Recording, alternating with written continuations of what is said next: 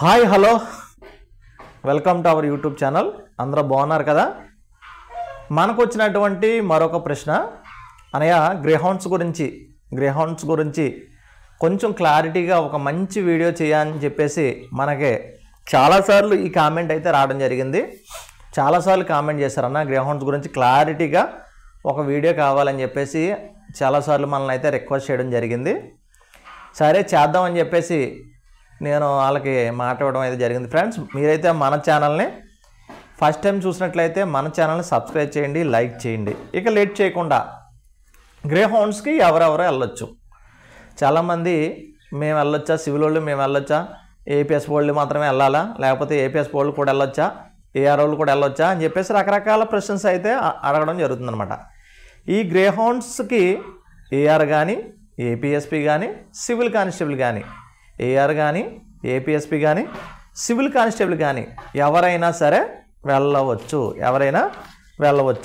Age కోసం కూడా అడిగారు, అన్న ఏజ్ లిమిట్ ఏమైనా ఉంటుందా అని చెప్పేసి చాలాసార్లు నాకైతే కామెంట్ చేయడం జరిగింది. ఏజ్ వచ్చి 22 నుంచి 35 సంవత్సరాలు. యాక్చువల్గా అయితే ఏజ్ అనేది లేదు. అయితే 22 సంవత్సరాల నుంచి 35 సంవత్సరాలు ఉన్న వాళ్ళకి కొంచెం ప్రియారిటీ ఇవ్వడం జరుగుతుంది. అంటే తక్కువ వయసు ఉన్న వాళ్ళకి ఎక్కువ ప్రియారిటీ ఇవ్వడం అయితే జరుగుతుంది. ఇక ఎలా తీసుకుంటారు గ్రేహౌండ్స్లోకి ఏంటి అనేది మనం చూస్తే, ఏదైతే మనకి బేసిక్ ట్రైనింగ్ 9 మంత్స్ ట్రైనింగ్ ఉంటుందో, ఈ 9 మంత్స్ ట్రైనింగ్ దగ్గరికి వస్తున్నప్పుడు అంటే 8 నెలల్లోనో 9 నెలల్లోనో గ్రేహౌండ్స్ నుంచి కొంతమంది గ్రేహౌండ్స్ ఆఫీసర్స్ అనేవాళ్ళు ఈ ట్రైనింగ్ జరుగుతున్నటువంటి ప్రతి ట్రైనింగ్ సెంటర్కి వెళ్ళి టెస్ట్ అనేది తీసుకుంటారు. అక్కడ ఎవరైతే వెల్లింగ్ ఉన్నారో ఆ వెల్లింగ్ ఉన్న వాళ్ళ దగ్గర టెస్ట్ తీసుకుంటారు. ఎవరైనా వెళ్ళొచ్చు అంటే ఇంట్రెస్ట్ ఉన్న వాళ్ళు ఎవరైనా ఆ టెస్ట్కి మనం వెల్లింగ్ ఇవ్వచ్చు. వెల్లింగ్ ఇచ్చిన తర్వాత వెల్లింగ్ ఇచ్చాం కదా అని చెప్పేసి వాళ్ళు ఏం తీసేసుకోరు. ఎంతమంది వెల్లింగ్ ఇచ్చారు కదా అని వెల్లింగ్ ఇచ్చేసారు కదా అని చెప్పేసి తీసుకోవడం అయితే జరగదు. అక్కడ టెస్ట్ పెడతారు. ఆ టెస్ట్ ఏముంటుందంటే 3.2 km ఉంటుంది. 3.2 km రన్నింగ్ ఉంటుంది. 100 మీటర్స్ రన్నింగ్ ఉంటుంది. స్ప్రింట్ రన్నింగ్ అనమాట ఇది. అదేవిధంగా షటిల్ రన్ ఉంటుంది.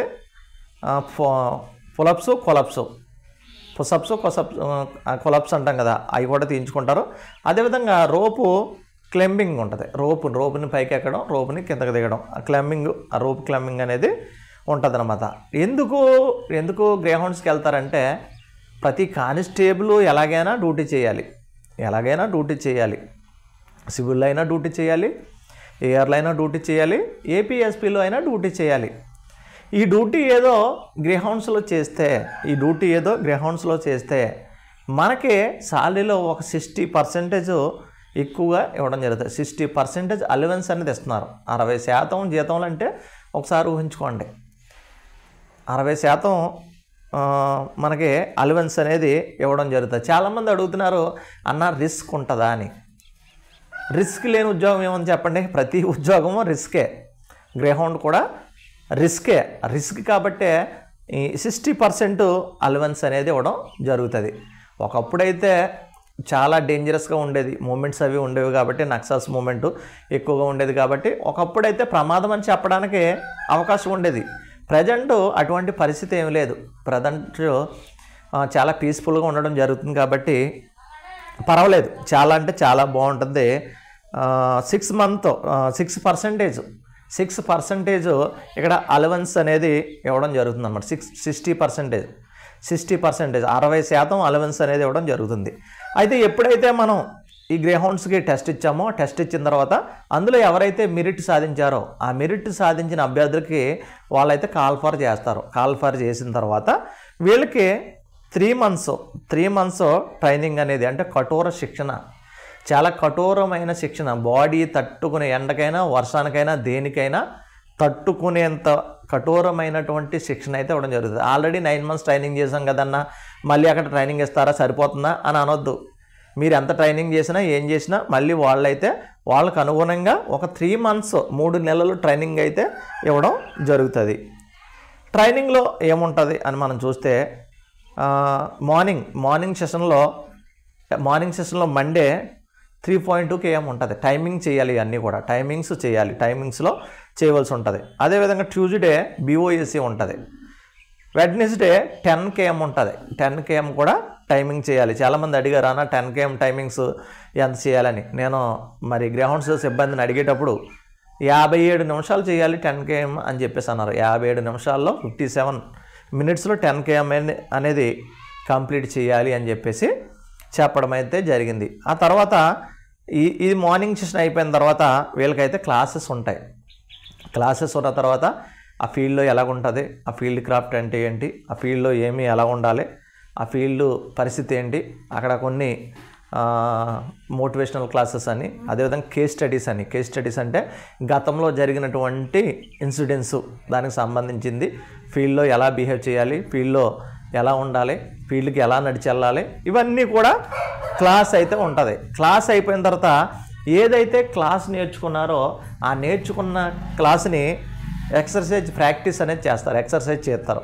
ఎక్సర్సైజ్ చేసిన తర్వాత ఇది అయిపోయిన తర్వాత నైట్ టైం అనేది నైట్ ఫైరింగ్ అనేది చేపిస్తారు. నైట్ ఫైరింగ్ అనేది చేపించడం అయితే జరుగుతుంది. ఈ నైట్ ఫైరింగ్ చేపించారు కదా, మళ్ళీ మార్నింగ్ రెస్ట్ ఉంటుందంటే రెస్ట్ ఉండదు. మార్నింగ్ యాజ్ యూజువల్గా పెరిడ్ స్టేట్మెంట్లో ఏదుందో 10 km ఉంటే 10 km, 5 km ఉంటే 5 km, 3.2 ఉంటే 3.2, BOS ఉంటే BOC. మీరు ఎంత టైం అయినా నైట్ మళ్ళీ ఎర్లీ మార్నింగ్ అనేది ఈ యాజ్ యూజువల్గా ప్రోగ్రామ్ అనేది నడుస్తుంది. ఇలాగా 3 monthsలో అక్కడ నేర్పవలసినటువంటి టాక్టిక్స్ కానీ అన్నీ కూడా అక్కడే నేర్పించడం జరుగుతుంది. ఆఫ్టర్ ట్రైనింగ్ ఏదైతే మనం విశాఖలో అనుకున్నాం, వైజాగ్లో విశాఖపట్నం వైజాగ్లో ఈ హెడ్ క్వార్టర్ అనేది ఉంటుంది. విశాఖపట్నంలో హెడ్ క్వార్టర్ అనేది ఉండడం జరిగింది.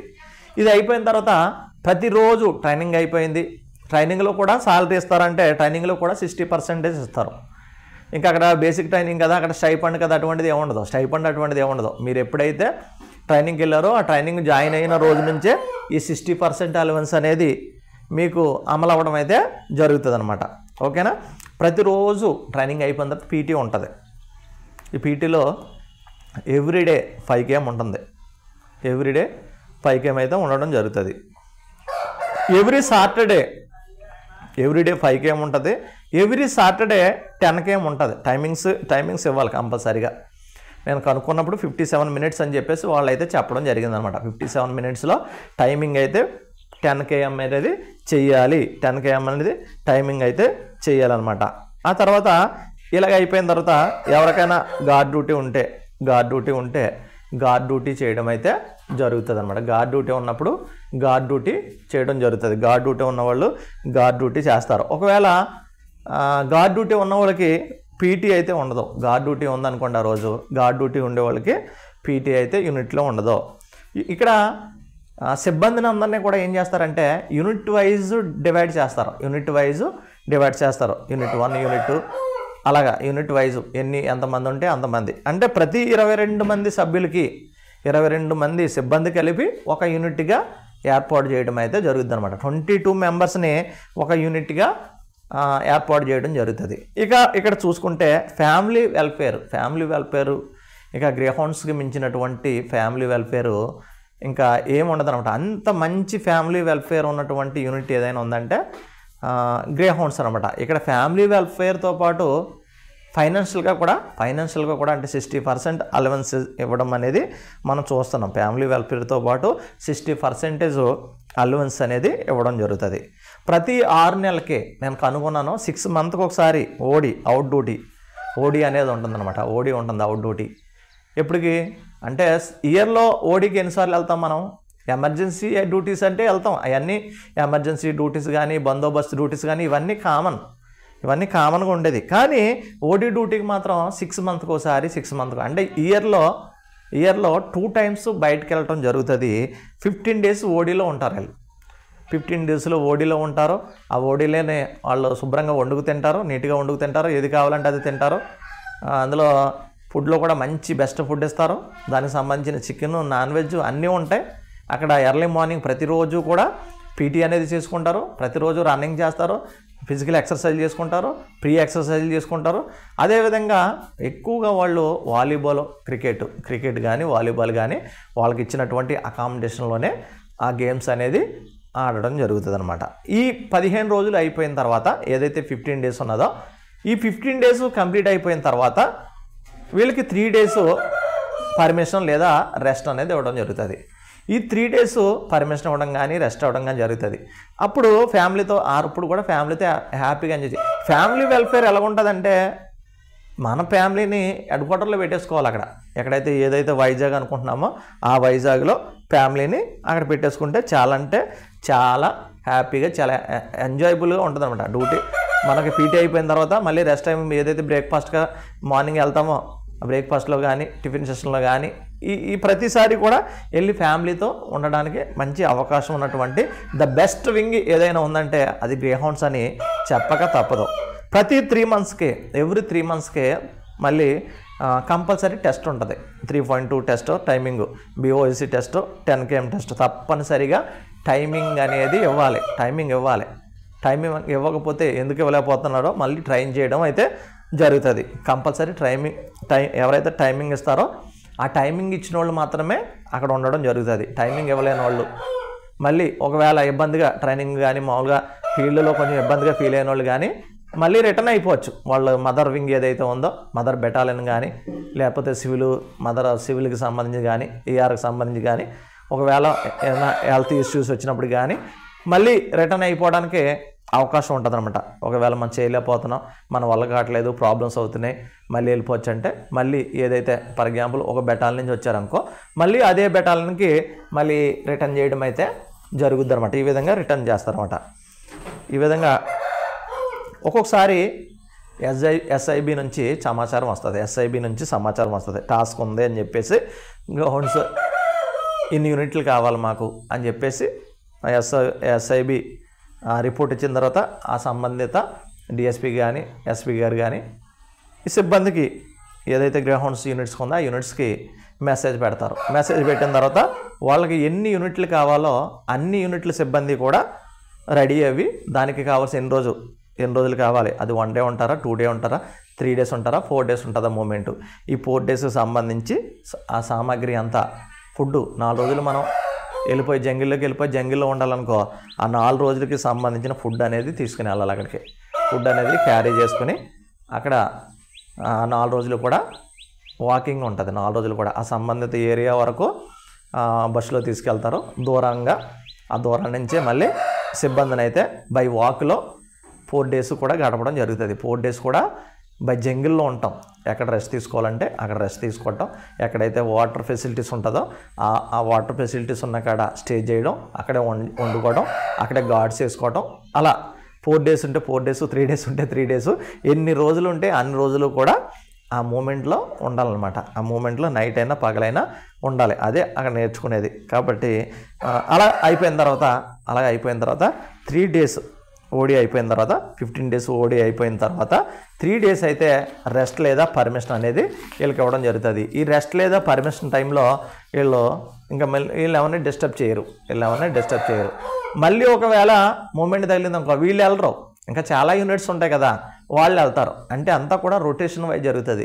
ఏదైతే APSP కంపెనీలు ఎలా రొటేషన్ చేస్తారో అలాగే రొటేషన్ చేయడం అనేది జరుగుతుంది అనమాట. వీళ్ళ రెస్ట్ టైంలో ఆ ఓడీలో మనం చెప్పుకున్నాం క్రికెట్ కానీ వాలీబాల్ కానీ అక్కడ మంచిగా ఆడుకుంటూ గేమ్స్ ఆడుకుంటూ ఉంటారన్నమాట. యూనిఫామ్ అటువంటిది ఏముండదు. చాలామంది పోలీస్ యూనిఫామ్ వేసుకుని ఉండాలా అని చెప్పేసి అన్నారు. పోలీస్ యూనిఫామ్ అన్ని అటువంటిది ఏమీ ఉండదు. వీళ్ళు ఎప్పుడు కూడా సివిల్ డ్రెస్ తోటే ఉంటారు.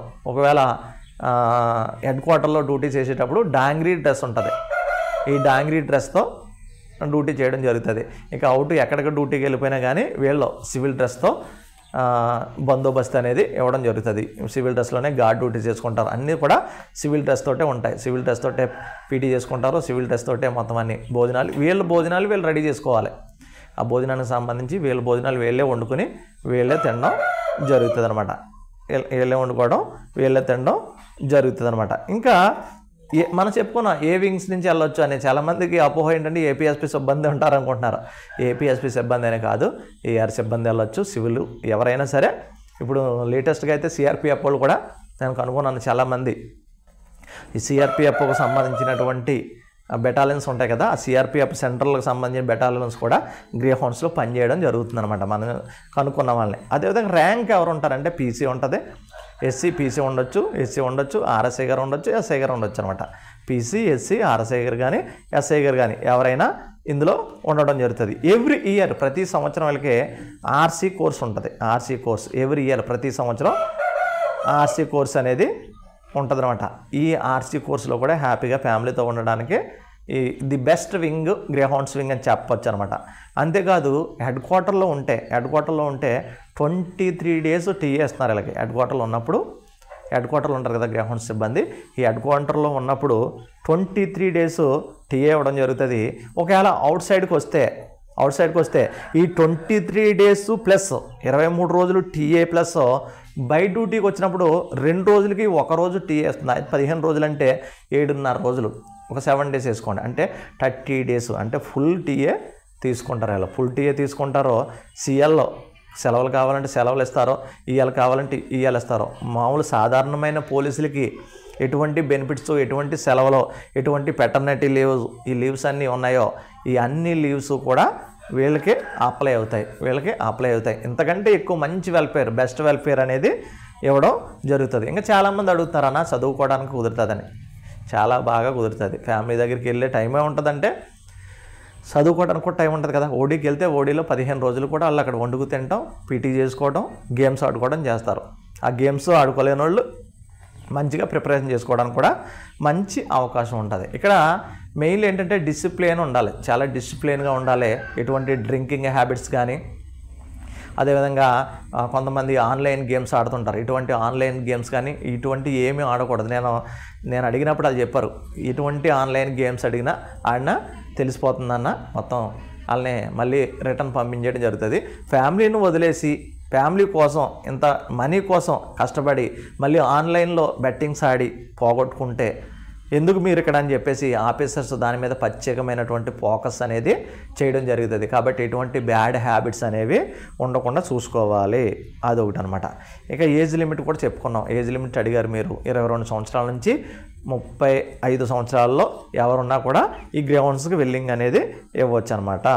ఇంకా ఇక్కడ మనం చూసుకుంటే ఏం నేర్పిస్తారంటే జంగిల్లో ఎలా సర్వైవ్ అవ్వాలి, జంగిల్కి వెళ్ళినప్పుడు ఆ జంగిల్ నుంచి ఎలా సర్వైవ్ అవ్వాలి, వెపన్స్ ట్రైనింగ్ ఇస్తారో, ఫిట్నెస్కి సంబంధించిన ట్రైనింగ్ ఇస్తారో, నైట్ ఆపరేషన్స్ ఎలా చేయాలి, ఆ నైట్ ఆపరేషన్కి సంబంధించి క్లాసెస్ కానీ, ఆ నైట్ ఆపరేషన్కి సంబంధించినటువంటి ఎక్సర్సైజులు కానీ, మధ్యరాత్రిలో ఒకసారి తీసుకెళ్ళి అడవుల్లో వదిలేయటం కానీ, వాళ్ళు నడుచుకుంటూ రమ్మని టాస్క్ అవ్వడం కానీ ఇవన్నీ అక్కడ నేర్పిస్తారు. గెరిల్లా టాక్టిక్స్ అనేది ఉంటుంది అనమాట. గెరిల్లా టాక్టిక్స్లు ఏవైతే ఉన్నాయో ఆ గెరిల్లా టాక్టిక్స్లన్నీ నేర్పించడం జరుగుతుంది. అదేవిధంగా జీపీఎస్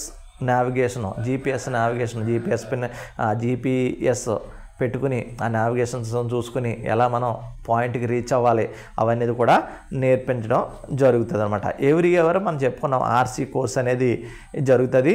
ఈ ఆర్సీ కోర్సులో అధునాతనమైనటువంటి ఆయుధాలు, కొత్త ఆయుధాలు, చాలామందికి ఒక ఫ్యాషన్ ఉంటుంది, కొత్త ఆయుధాలు చూడాలని, కొత్త ఆయుధాలు పట్టుకోవాలని ఉంటుంది.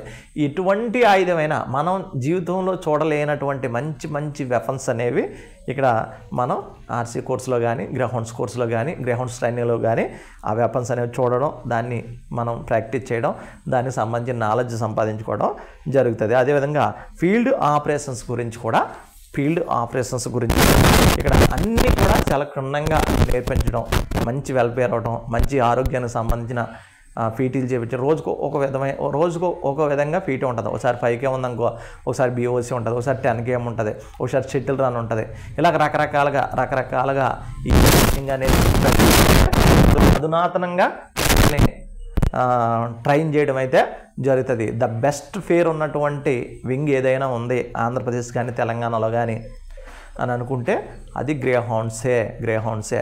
కాబట్టి చాలామంది పేద ప్రజలు ఫైనాన్షియల్గా, మనం పోలీస్కి వచ్చామంటేనే ఫైనాన్షియల్గా పూర్గా ఉన్నవాళ్ళు, ఆర్థికంగా బలహీనంగా ఉన్నవాళ్ళు మాత్రమే ఈ పోలీసు డిపార్ట్మెంట్కి అనేది రావడం జరుగుతుంది. కాబట్టి మన ఫ్యామిలీ ఫైనాన్షియల్గా బలపడాలన్నా, తక్కువ కాలంలోనే మనం ఒక మంచి హౌస్ కట్టుకోవాలన్నా, మంచిగా ఏదైనా ఒక సైట్ కొనుక్కోవాలన్నా, మంచిగా ఫ్యామిలీని బాగా చూసుకోవాలనుకున్న ద బెస్ట్ వింగ్ ఏంటంటే ఫైనాన్షియల్గా కానీ ఫ్యామిలీ పరంగా కానీ ఉన్నది ఏంటంటే గ్రేహౌండ్స్ అనమాట. గ్రేహౌండ్స్ అనేది చాలా మంచి వింగ్. ఇది గ్రేహౌండ్స్కి సంబంధించిన ఫుల్ డీటెయిల్. ఇంకా ఏదైనా డౌట్ ఉంటే కామెంట్ చేయండి, దానికి సంబంధించిన కూడా నేనైతే మీకు రెస్పాండ్ అవుతాను. Thank you for watching.